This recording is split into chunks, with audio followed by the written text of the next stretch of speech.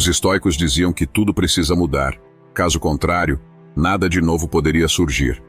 Algumas vezes queremos viver coisas novas e pensamos em mudar de ambiente, como a cama que dormimos, o sofá da sala ou a cozinha. Queremos mudar a decoração toda. Se possível, mudar de casa, de bairro e quem sabe até de cidade. Queremos mudar de emprego, de profissão. Algumas vezes até desejamos mudar de vida, mas poucas vezes pensamos em começar as mudanças no que realmente temos 100% de controle: nós mesmos. Quando mudamos a nós mesmos, o ambiente e as pessoas ao nosso redor mudam automaticamente. Assim como o ambiente nos influencia, a forma como decidimos agir e viver também pode influenciar o ambiente. Os estoicos também diziam que temos controle sobre nossos julgamentos e como reagimos ao que acontece em nossas vidas, ou seja, como pensamos e entendemos cada situação que nos acontece e como escolhemos responder a elas. Esse vídeo é dedicado a explorar as mudanças internas, dentro do que podemos controlar, ou seja, nós mesmos. E, se é a primeira vez que nos encontramos, quero te dizer o que o pessoal que assiste o canal já sabe. Esse vídeo só chegou a você porque alguém antes curtiu. Então, nos ajude nessa corrente. Seja a causa desse vídeo chegar em mais pessoas. Curta, deixe seu comentário e mande no grupo da família. Agora, vamos com os ensinamentos. É possível refrear tua arrogância, superar o prazer e a dor, elevar-te acima da tua ambição e não ficar irritado com pessoas estúpidas e ingratas, e até gostar delas. Essas palavras são do imperador Marco Aurélio, que foi o homem mais poderoso do mundo em sua época, e mesmo assim escreveu para si mesmo que era possível controlar a própria arrogância para mudar e aprender. Eu sou assim desde que me entendo por gente. Eu aprendi tudo errado.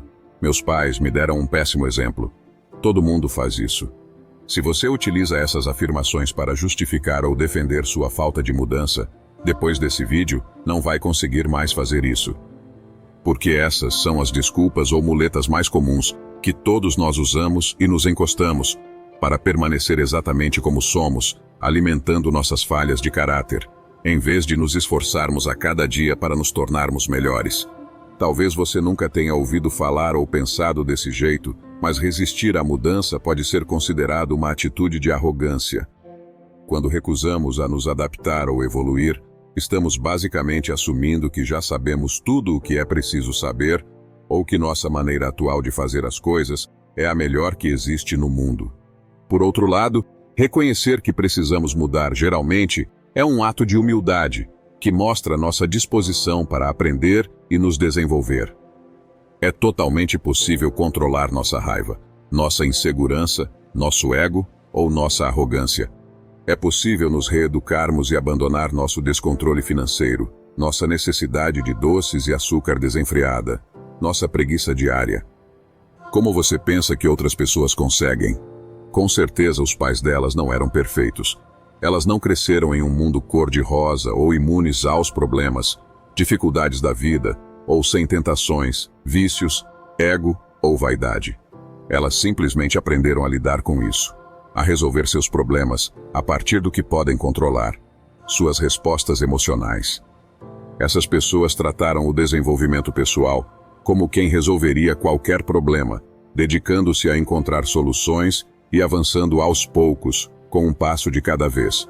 Quando você decide mudar e luta pela mudança em sua vida, você começa a moldar sua personalidade através de esforço e dedicação. A postura do não mexa é melhor assim, que não requer nenhum esforço, começa a ser desfeita.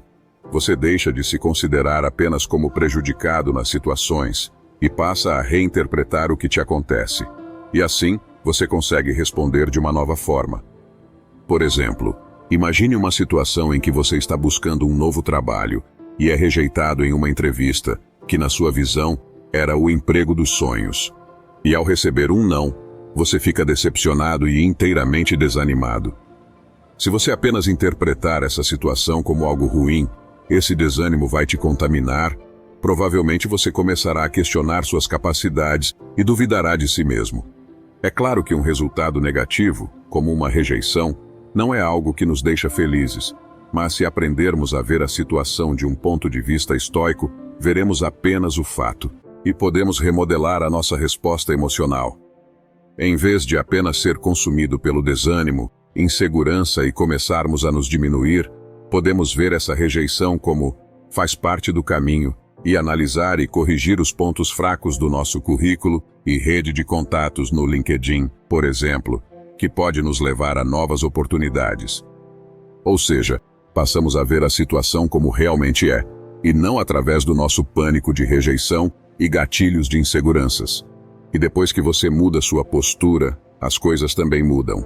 Imagine que em 2 semanas você tem a oportunidade de participar de outra entrevista e recebe um sim para um emprego muito melhor do que o primeiro em que você foi rejeitado. Ter mudado sua postura te deu confiança para enxergar a situação como parte do caminho e seguir em frente, e isso foi fundamental para realmente conseguir atingir seu objetivo de conseguir um novo emprego. Quando não refreamos nossas emoções negativas, elas passam a nos controlar e influenciar nossas ações. Isso significa que, em vez de mudarmos, usamos a arrogância para justificar nossos comportamentos. Em vez de progredirmos, encontramos conforto nas nossas inseguranças. Em vez de desenvolvermos autocontrole, deixamos a raiva responder por nós e causar as piores consequências. Em vez de nos aprimorarmos, deixamos a preguiça falar mais alto e determinar a hora que acordamos e o modo como fazemos as coisas. Em vez de olhar para dentro, buscamos satisfação no apego a coisas externas. O que nos torna pessoas fortes é aceitar as responsabilidades, e uma delas que é podemos controlar nossas atitudes e nossos julgamentos, como Marco Aurélio escreveu em Meditações. Se acreditarmos que só as coisas que podemos controlar são boas ou ruins, então não temos razão para culpar os deuses ou ficar com raiva de outras pessoas. Assumir a responsabilidade por nossa mudança pessoal é entender que temos total controle de como interpretamos cada situação que nos acontece.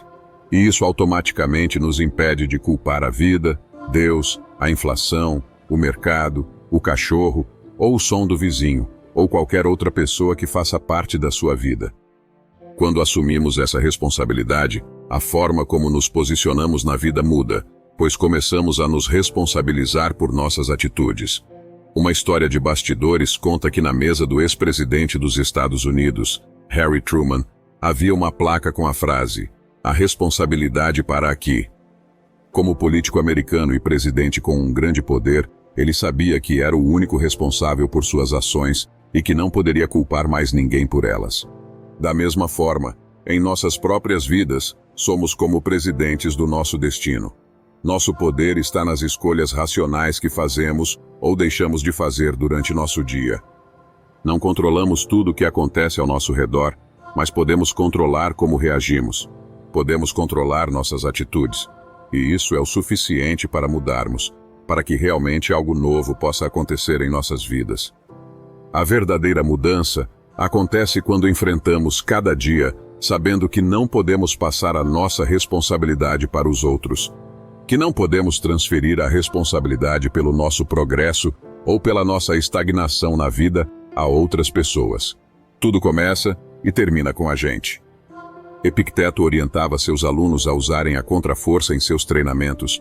Ele explicava que nossos hábitos, sejam eles bons ou ruins, influenciam nossas ações.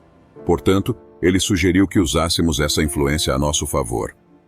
Às vezes pode ser bem difícil colocar em prática os ensinamentos estoicos, como assumir a responsabilidade pelas condições em que nos encontramos, seja na nossa situação financeira, saúde, condição física ou estado emocional. Isso acontece porque, muitas vezes, temos a tendência de transferir a culpa para outros fatores. Por exemplo, algumas pessoas dizem: "Meu negócio não deu certo porque a inflação disparou. Eu não tenho estabilidade emocional porque meus pais nunca me proporcionaram um ambiente adequado. Eu tive poucas oportunidades, por isso nunca consegui deslanchar na vida. Fiz dívidas porque desde pequeno nunca tive bons exemplos sobre como usar o dinheiro. Ou ainda não tenho a saúde ou o corpo que desejo, porque nunca aprendi a comer de forma saudável." No entanto, mesmo com a inflação, muitos negócios começaram e prosperaram. A história nos mostra que pessoas que cresceram em ambientes traumáticos e ainda assim conseguiram desenvolver estabilidade emocional. Um exemplo marcante é Viktor Frankl, que sobreviveu ao Holocausto em Auschwitz, um dos piores campos de concentração nazistas, e presenteou a humanidade com um dos livros mais profundos, Em Busca de Sentido, que reforça a ideia de que o mais importante não é o que nos acontece, mas como escolhemos responder a esses eventos. Em todos os casos que tentamos culpar outros pela nossa situação, existem pessoas que enfrentaram as mesmas circunstâncias de maneira diferente e muitas vezes de forma inspiradora, provando que não são apenas as situações que nos definem, mas também como reagimos a elas. Faça o oposto do que você está acostumado. Quebre o padrão e interrompa o impulso negativo. Quando você notar que um mau hábito está começando a aparecer, tente substituí-lo por um comportamento positivo oposto. O escritor norte-americano Mark Twain dizia que hábitos não são coisas que se jogam pela janela, você tem de pegar e empurrar pela escada degrau por degrau. Por exemplo, se sentir que a raiva está aumentando e crescendo dentro de você, faça uma pausa e respire fundo. Se for necessário, se afaste da situação e diga a si mesmo que agirá com paciência. Sempre que sentir vontade de culpar algo ou alguém pelas suas dificuldades, concentre-se no que você pode controlar e assuma a responsabilidade por sua própria vida. Desafie os hábitos antigos e enraizados, utilizando o poder do treinamento para melhorar e evoluir. Esta abordagem não só ajuda a quebrar ciclos negativos, como também promove um desenvolvimento pessoal contínuo. Fazer as coisas do mesmo jeito sempre, porque acreditamos que é a única maneira possível, pode nos deixar tranquilos e confortáveis. Porém, essa repetição constante pode também nos deixar passivos e sem energia e vontade de viver. Para que algo novo surja, precisamos estar dispostos a mudar. Os bons hábitos que desenvolvemos podem nos ajudar a eliminar os maus. E criar novos hábitos é geralmente mais fácil do que pensamos. Epicteto ressaltou a necessidade de treinarmos nossa mente e caráter constantemente. E Marco Aurélio confirmou essa ideia em Meditações. Ele escreveu que você deve construir sua vida ação por ação e se sentir satisfeito se cada uma delas atingir seu objetivo da melhor forma possível. Ninguém pode fazer isso por você. Essa fala de Marco Aurélio, um dos mais destacados imperadores romanos e filósofo estoico, resume um princípio essencial do estoicismo: a importância de viver intencionalmente, focando na qualidade de cada ação que realizamos. Devemos nos esforçar ao máximo em cada tarefa e ficar satisfeitos com esse esforço, independentemente do resultado, pois muitas vezes não podemos controlar os resultados.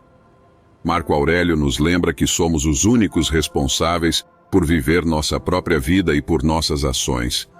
Ele destaca que ninguém pode fazer as coisas por nós com a mesma intenção e dedicação que nós mesmos. Por exemplo, ninguém pode emagrecer por você. Você pode ter um personal, contratar um ótimo nutricionista, mas nenhum deles pode perder peso em seu lugar. O mesmo vale para sua carreira. Você pode fazer todos os cursos, ter um melhor mentor, mas só você pode batalhar para ter sucesso. Assumir total responsabilidade por nossas ações e encará-las com todo o esforço e atenção é essencial para uma vida plena e significativa. Isso não apenas nos traz maior realização pessoal, mas também nos ensina a valorizar o processo de alcançar os objetivos, tanto quanto os resultados finais. Algumas vezes estamos tão determinados em mudar, em viver o novo em nossas vidas, que queremos que as coisas aconteçam do dia para a noite. Ignoramos o processo e nos fixamos apenas no resultado, apagando da nossa cabeça, que são as ações do dia, e como as executamos que constroem o resultado lá na frente. Quem nunca quis ou se colocou uma meta de perder 4 ou 5 quilos na primeira semana de dieta? Ou esperou que um novo negócio prospere e gere milhares de reais logo no primeiro mês? Também fazemos isso com nossos relacionamentos, quando queremos viver um amor verdadeiro na primeira semana de relacionamento, ou presumindo que alguém que acabamos de conhecer será um amigo para todas as horas. Atletas de elite em diversos esportes pelo mundo estão adotando cada vez mais uma filosofia focada no processo. Essa é uma estratégia criada pelo Nick Saban, técnico de futebol americano da Universidade do Alabama. Ele ensina seus jogadores a não se concentrarem apenas em grandes objetivos, como vencer jogos importantes ou campeonatos. Ele enfatiza a importância de se atentar aos detalhes menores, como a dedicação máxima em cada treino, a execução precisa de cada jogada e a executar bem cada posse de bola. O processo se baseia na ideia de que o sucesso vem da realização consistente de pequenas ações bem feitas, e não apenas dos grandes resultados finais. Ao seguir essa estratégia, os times tendem a superar dificuldades e alcançar o sucesso sem se fixarem diretamente nos problemas. A filosofia de o processo se alinha bem com os ensinamentos estoicos, que nos ensina a focarmos no que podemos controlar. Os estoicos acreditam que devemos aceitar o que não podemos mudar e trabalhar nas coisas que podemos influenciar, como nossas próprias ações e atitudes. Quando você começa a aplicar o processo na sua vida pessoal, isso significa fazer as coisas certas uma de cada vez, na ordem correta. Isso nos encoraja a focar nossa energia no que você está fazendo agora, em cada tarefa, permitindo que a soma de pequenos sucessos te leve a grandes realizações. Além disso, estar preparado para enfrentar qualquer desafio que apareça é uma consequência natural dessa abordagem. Ao focarmos apenas no próximo passo, reduzimos as distrações causadas pelos obstáculos que surgem pelo caminho. Isso é parecido com o ensinamento estoico de enfrentar problemas com tranquilidade e determinação. Pensar dessa forma nos ensina a valorizar o processo, melhorar cada momento e cada ação que fazemos pelo caminho. Marco Aurélio, em suas Meditações, nos lembra que se acreditamos que algo é muito difícil para nós, não devemos pensar que é impossível. Se outras pessoas conseguem realizar, nós também podemos fazer, desde que seja possível e adequado. O estoicismo se destaca por ser uma das poucas filosofias da antiguidade que incluía todas as pessoas, independentemente de distinções e pressões sociais da época. Epicteto, por exemplo, nasceu e viveu metade da sua vida como escravo e conseguiu se tornar um dos maiores mestres estoicos. Naquela época, as mulheres, que geralmente eram excluídas da maioria das formas de educação, se reuniam para discutir e aprender sobre o estoicismo. Marco Aurélio, como imperador romano, e Sêneca, como político, mostram que o conhecimento estoico estava aberto a todos que quisessem aprender, independente de sua posição social. Por isso, Marco Aurélio, em suas reflexões, nos fala que se é possível para uma pessoa aprender algo, então, teoricamente, é possível para todos. Se uma pessoa tem mais firmeza para tomar decisões, essa capacidade pode ser desenvolvida por todos nós. Se alguém consegue agir com seriedade e paciência sob pressão, todos podemos aprender. O que determina se aprenderemos tais habilidades é a forma como vemos o sucesso dos outros. E existem dois tipos de pessoas no mundo quanto à forma como veem o sucesso dos outros. O primeiro tipo olha para quem teve sucesso e pensa: por que eles? Por que não eu? Esse pensamento geralmente vem com inveja e uma ideia de que o sucesso é limitado, como se, quando alguém tem sucesso, sobra menos para os outros. Ou seja, alguém pegou toda a paciência do mundo e aos outros só resta viver permanentemente irritados. Esse modo de pensar pode criar sentimentos de ressentimento e frustração, além de impedir o crescimento pessoal, já que a pessoa fica presa fazendo comparações negativas. Ou se limita a acreditar que se uma pessoa é bem-sucedida em algo, isso significa que outra pessoa não será. Por outro lado, o segundo tipo de pessoa olha para quem teve sucesso e pensa: se eles conseguiram, por que não eu? Se uma pessoa consegue responder com educação em um momento de tensão, eu também posso controlar minha ignorância. Essa reação é inspiradora e parte de uma mentalidade de soma, onde o sucesso é visto como abundante e disponível para todos. Essa atitude nos motiva a acreditar que também podemos alcançar objetivos semelhantes e promove dentro de nós uma mentalidade de crescimento. Traz um encorajamento, uma oportunidade de aprender continuamente e de nos esforçarmos, pois nos faz enxergar o sucesso como algo alcançável para quem se dedica. A maneira como reagimos ao sucesso dos outros influencia significativamente o rumo de nossas vidas, nossos sentimentos e nossas relações. Se você pensar que as pessoas nascem sendo calmas, pacientes inteligentes ou bem-sucedidas, ou acreditar que apenas o ambiente é responsável pelos resultados delas, você estará limitando suas próprias possibilidades de progresso. Escolher se inspirar e ver possibilidades, traçando um caminho, pode nos deixar motivados e nos ajudar a transformar nossos sonhos em ações reais e sucessos concretos.